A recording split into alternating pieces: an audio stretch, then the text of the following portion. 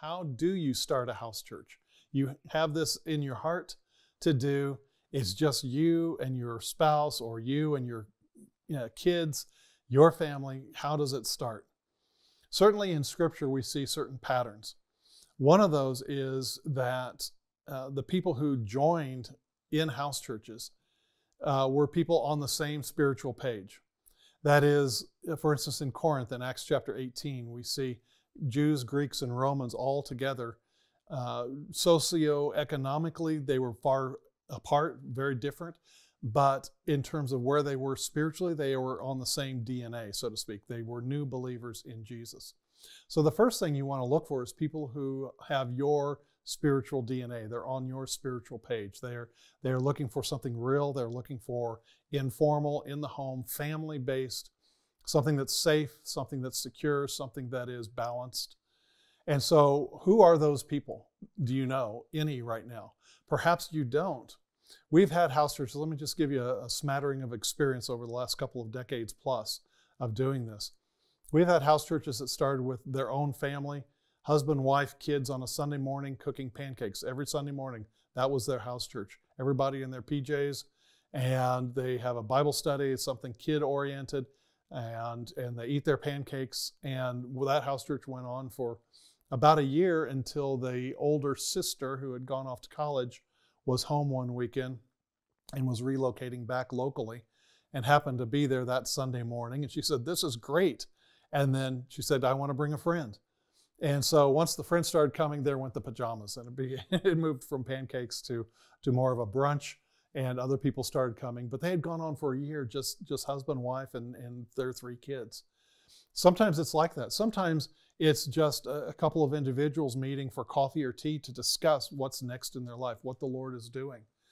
But there has to be a purpose. There has to be a plan. In other words, we're saying that we're not just looking for a Bible study. We're not just looking for a youth group type of thing where you come and go at will. I'm looking for somebody who's going to walk through life with me, with the Lord. Let's build something here because our hearts are to become disciples of the Lord and to continue in that process.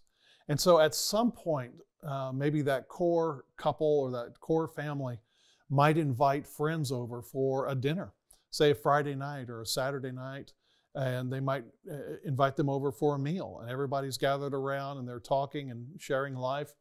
And then you move to the living room or something and maybe share what the Lord is doing in your life. I shared before about how to be a guest in someone's home and how Paul had said in 1 Corinthians 14:26, when you come together, everybody's got a psalm or a teaching or a revelation, or you're going to pray the gifts of the Spirit. And it's much like that. It's like, well, it's wide open. You're just a couple families getting together to have a meal and going over a Bible study or going over what the Lord's doing in your life. And so when you do that on a regular basis, as you get to know one another, and if you do know each other already, then you say, hey, let's do this in a couple weeks, or let's meet next month. I'll host, we'll have dinner, we'll have spaghetti, or we'll have pizza night or something like that. Or you bring the salad and we'll provide the pizza, something like that. It's informal, it's relationship based. We used to say it this way. When we were in the auditorium, we would build a structure, then we'd try to breathe life into it.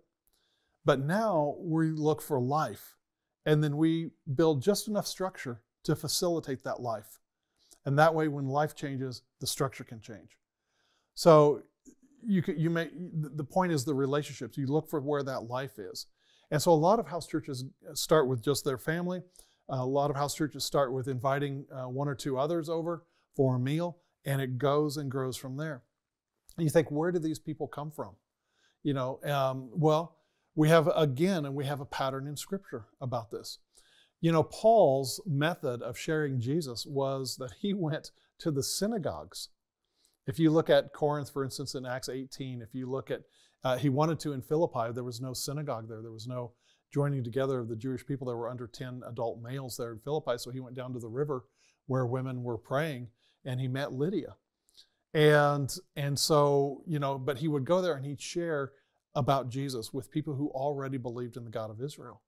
So rather than try to make it an evangelistic effort, Just go to people that you already know. Maybe they're floating. Maybe they are de-churched. Maybe they haven't been to church for a couple of years. And maybe they're looking for something genuine, something real. They're looking for the relationships. You will know them. The Lord will bring them to mind. You'll run across each other's paths. Maybe you go have a coffee or tea or something and discuss your spirituality and where you are in the Lord and what your heart is.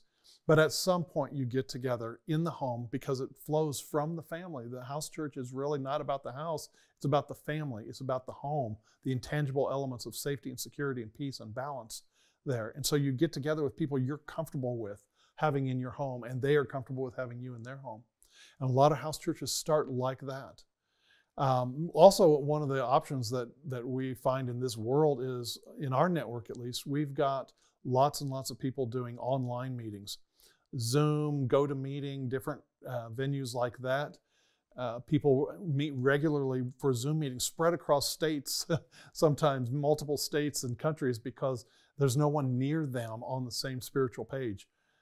So what do you do then? You look out for others, maybe spiritually, that you can join in on an online meeting. And we're always adding people, looking for people to host and to be a part of hosting like a Zoom is one company that's very popular, online meetings. So there are multiple ways to start a house church, but there's nothing like being there in person and in a relationship that walks through life together. That doesn't mean you're in everybody's business.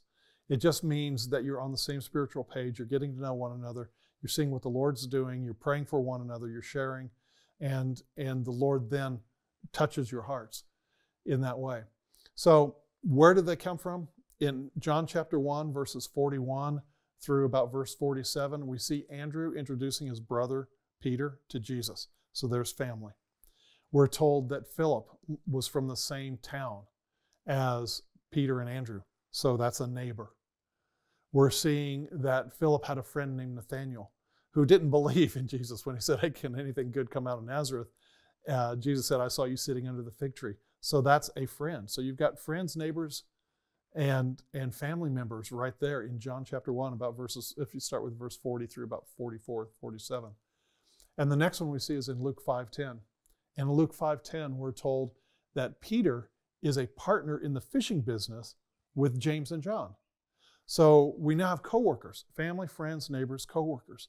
And over in Scripture, we see that pattern continue of relatives, of friends, of coworkers, of neighbors.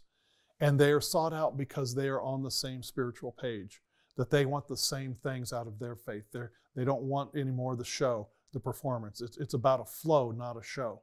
And those are the people you think about in your sphere of influence there, your circle of friends, family, friends, neighbors, coworkers. And you think about those people on the same spiritual page. Those are the people you take the big step of inviting to a meal, whether initially in your home or meeting at a restaurant, just to get to know one another better, kind of at a neutral place. But at some point you make the step and two gather together, two families, two couples, two individuals, and you say, let's do this on a regular basis. The difference between a house church and, say, a youth group is that a house church meets with purpose. There is a purpose to it. That is something we're entering into that we want to do, whether it be every week or every other week. There is a purpose and there is a commitment to it. And that's what you're looking for. That's how you start. So if you do this, this isn't just something that's a fly-by-night type of thing. This is actually more of a lifestyle that you're saying, you know what, I want to search out the real. I want people who are on my same spiritual page, have my DNA, and that's who you meet with. So look for those on the same spiritual page, same DNA. Look for those who are maybe floating or de-churched. Look for family, friends, neighbors, coworkers, people you know who are searching, who will come to your home, and vice versa. And then invest in the relationships. Invest in the time together on a regular basis. And that's how a lot of house churches start.